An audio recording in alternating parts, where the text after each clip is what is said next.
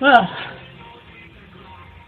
hello, and welcome to Storytime. Last episode of Storytime, we read Chapter 3 of Choke. We found out some about our protagonist's mother, and, how she's doing now. And, so we're gonna find out some more things about our friends in our book that we have here. Oh, my lighter. I'll be right back.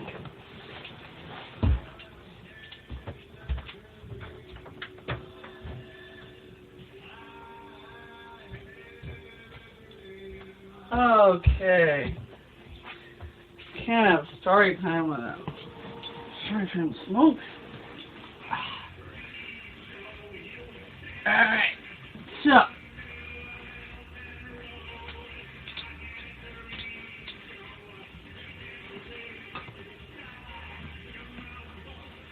the moment Denny bends over, his wig falls off and lands in the mud and horse poop.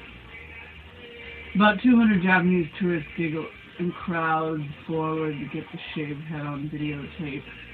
I go, sorry, and I pick up the wig. It's not very wide anymore and it smells bad, since for sure about 1 million dogs and chickens take a leak here every day.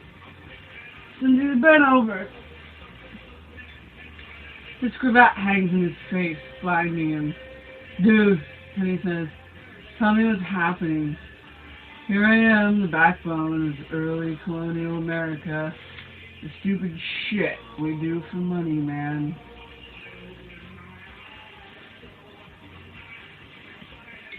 From the edge of town square, his Lord High Charlie, the colonial governor, is watching us, standing with his arms crossed in a steep planet about 10 feet apart. Milkmaids carry around buckets of milk. Cobblers hammer on shoes, and the blacksmith bangs away on the same piece of metal, pretending the same as everybody else not to be watching Jenny bent over in the middle of town square, getting locked in stocks again. They call me Chewy Gums, dude, Jenny says to my feet. Being bent over, his nose starts to run and he sniffs, and for sure, he says, as he sniffs, His Highness is going to blab to the town council this time. And the wooden top half of the stock leans close, I hold him around the neck and I snug it down, careful not to pinch his skin. I say, sorry, dude. That's gotta be way cold. And then I do the padlock. And then I fish a rag out of my waistcoat pocket. A clear little drop of snot dangles off the tip of Denny's nose, so I hold the rag against it and I say, blow, dude. Then he blows a long, rattling goob, and I feel it slam into the rag. The rag's pretty nasty and full already, but all I'd have to do is offer him a nice, clean facial tissue, and I'd be next in line for a disciplinary action. There's about a countless ways you can screw up around here.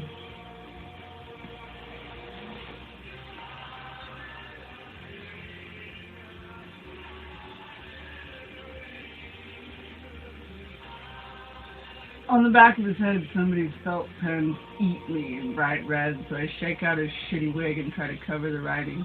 Except the wig's soaked full of nasty brown water that trickles around the shaved sides of his head and drips off the tip of his nose. Oh, I'm banished for sure, he says and sniffs. Cold and starting to shake, and he says, dude, I feel air and I think my shirt's pulled out of my breeches in the back. He's right. Tourists are shooting his butt crack from every angle. The colonial governor is eyeballing this, and the tourists keep right on tapping as they grab Denny's waistband in both hands and tug it back up. Then he says, the good part about being in the stocks is I've racked up 3 weeks of sobriety. He says, at least this way I can go in the privy. I can't go in the privy every half hour, you know, and beat off. And I say, careful with that recovery stuff, dude. You're liable to explode. I take his left hand and I lock it into place, and then his right hand.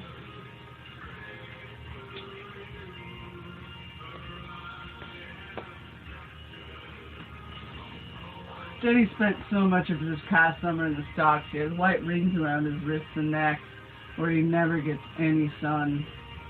Monday, he says, I forgot and I wore my wristwatch. The wig slides off again, landing smack wet in the mud, and his cravat soaked in snot and crap flies in his face. Japanese all giggle as if this is a gag that we'd rehearsed for them. The colonial governor keeps staring at Denny and me for signs of being historically inappropriate so he can lobby the town council to banish us to the wilderness. Just boot us out the town gate and let the savages shoot arrows and massacre our unemployed butts. Tuesday, Denny tells my shoes I kind of saw I had chapstick on my lips. Every time I pick up the stupid wig, it weighs more, and this time I slap it against the side of my boot before spreading it over the eaten words. This morning, Denny says, and he spits some brown gunk that he got in his mouth. Before lunch, Goodwife Lantern caught me smoking a cigarette behind the meeting house.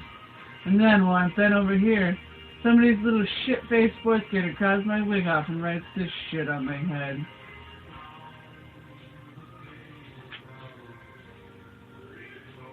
With my snot rag, I wiped the worst of the mess away from his eyes and mouth.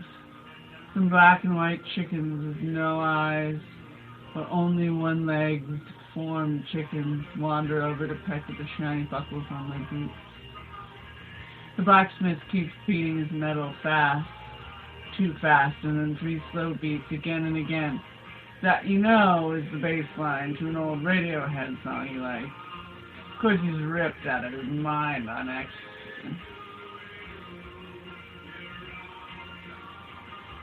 A little milkmaid I know named Ursula catches my eye, and I shake my fist in front of my crotch, giving her the universal sign language for hand job.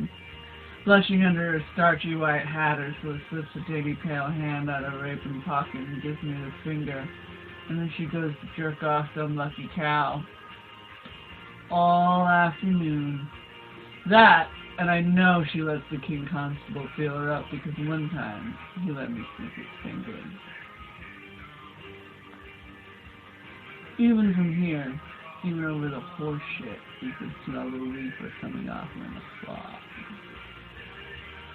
Milking cows, churning butter, for sure you know milkmaids give great hand jobs. Goodwife Lanson's a bitch, I told Denny. The minister's guy says she gave him a scorching case of herpes.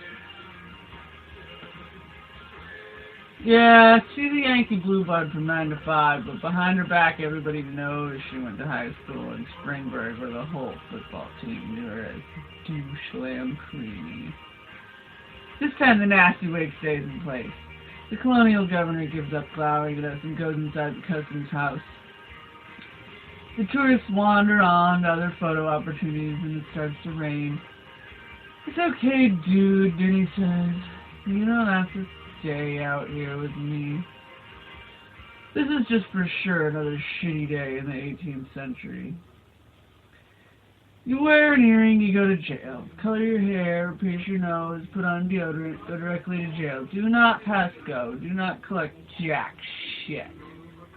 The Lord High Governor bends Denny over at least twice a week for chewing tobacco, for wearing cologne, for shaving his head. Nobody in the 1730s has a goatee as governors will lecture Denny, and Denny will sass back and say, well, maybe the real cool colonists did, dude. And it's back to the stocks for Denny.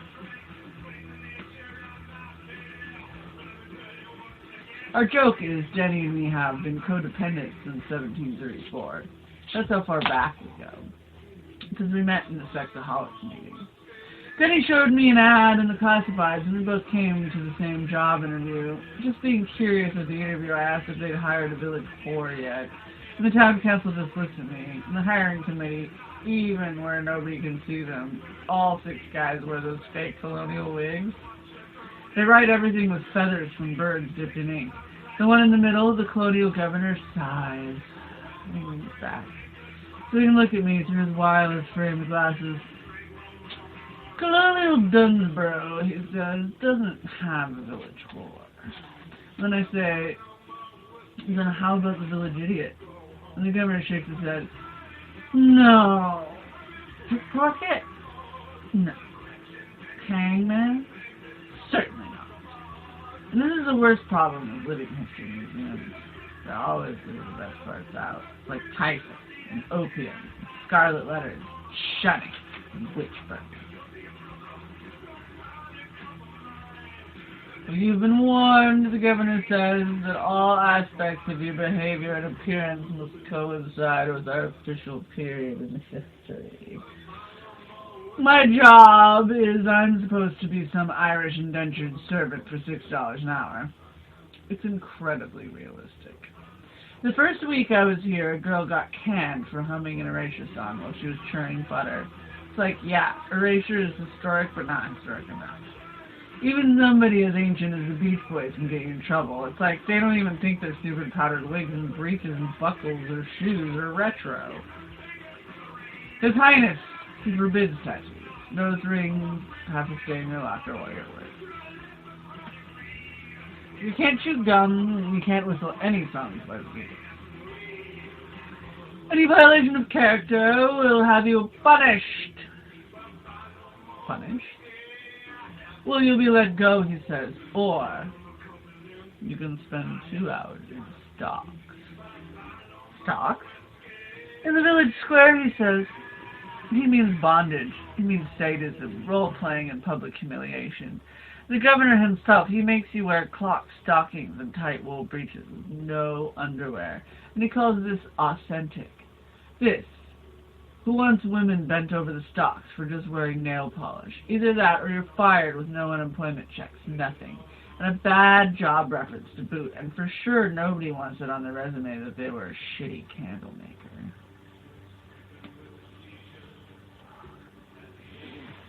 Being unmarried 25-year-old guys in the 18th century, our options are pretty limited. Footman, apprentice, gravedigger, cooper, whatever that is. Bootblack, whatever that is, chimney sweep, farmer.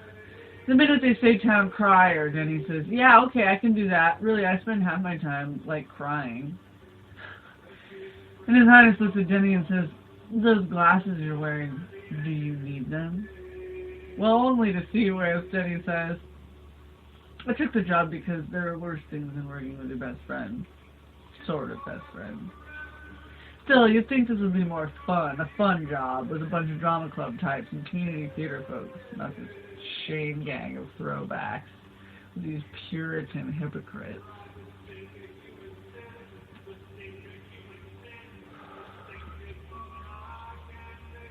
If the ye old town council only knew that Mistress Plain, the seamstress, is a needle freak, and that the miller is cooking crystal meth, and the innkeeper deals acid to the busloads of bored teenagers that get dragged on school field trips. And these kids sit in rapt attention watching while Mrs. Holloway cards wool and spins it into yarn, and the whole time she's lecturing them on sheep reproduction and eating hashish Johnny cake. These people, the potter on methadone, the glass blower on Percodans, the silversmith popping Vicodins, they found their niche. The stable boy hiding his headphones under a tricorner hat plugged in on Special K and twitching to his own private rave.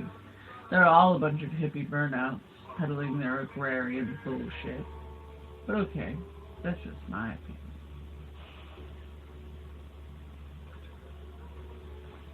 Even Farmer Reldon has his plot of primo weed out behind the corn. And the pole beans and junk, he calls it hemp.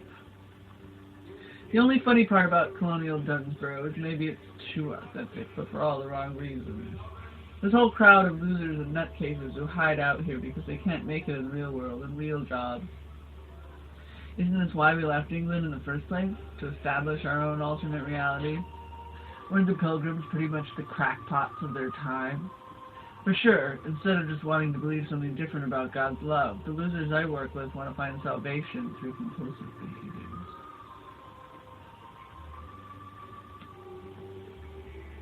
or through little power and humiliation games.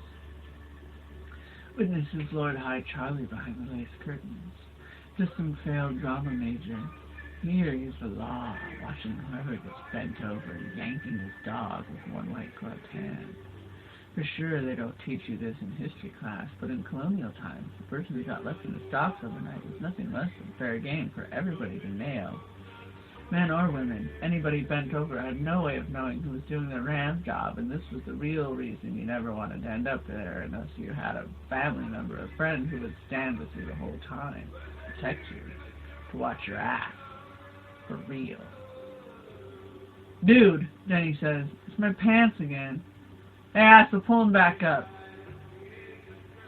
So I pull them back up. And the rain's wet, and Denny's shirt's flat on his skinny back, so the bones of his shoulders and the trail of his spine shows through, even wider than the unbleached cotton material, and the mud's up around the top of his wooden claws and it's spilling in. And even with my hat on, my coat's getting soaked, and the damp makes my dog and dice all wadded up in the crotch of my wool breeches. And it starts to itch. And even the crippled chickens have clucked off to find somewhere dry. Dude, Denny says and sniffs. For serious, you don't have to stay. From what I remember about physical diagnosis, Denny's pallor could mean liver tumors. See also leukemia.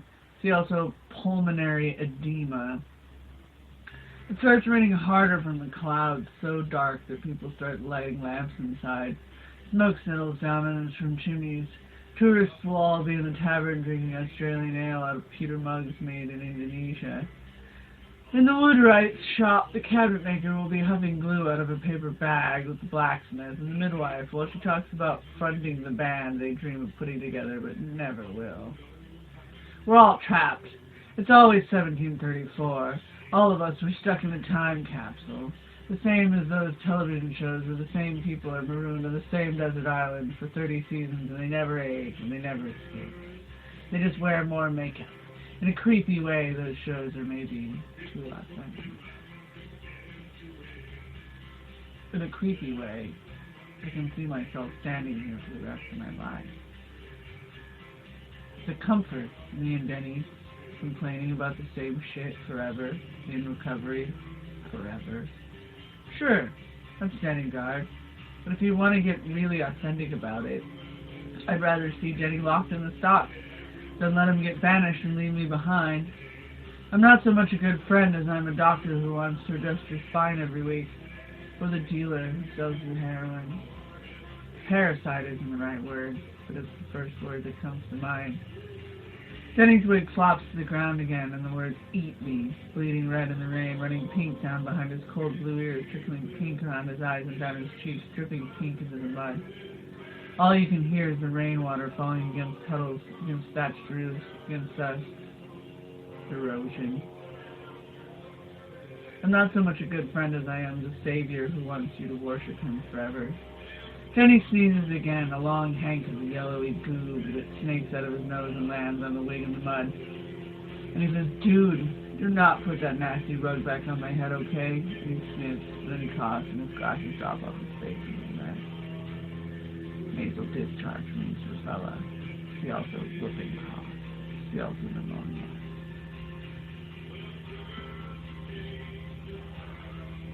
His glasses remind me of Dr. Marshall, and I say how there's this new girl in my life, a real doctor, and for serious, worth the effort to bag. And then he says, "Are you still stuck on doing your fourth step? You need any help remembering stuff to write in your notebook? The complete and relentless story of my sexual addiction? Oh yeah, that. Every lame suck-ass moment?" And I say, "Everything in moderation, dude, even recovery." I'm not so much a good friend as I am the parent who never wants you to really grow up. And face down, Denny says, "It helps me to remember the first time for everything," he says. My first time I jacked off, I thought I'd invented it. I looked down at my sloppy handful of junk and thought, "This is gonna make me fucking rich." And the first time for everything, the incomplete history of my crimes, just another incomplete in my life. Totally incomplete. I'm still face down, blind to everything in the world except the mud. Denny says, "Dude, Are you still there? And I put the rag back around his nose and I tell him, wow.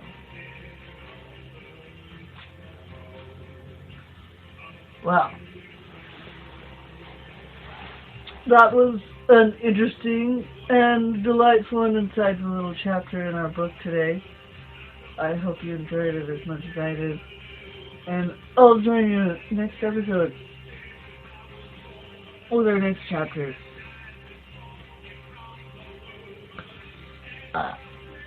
Good night, America.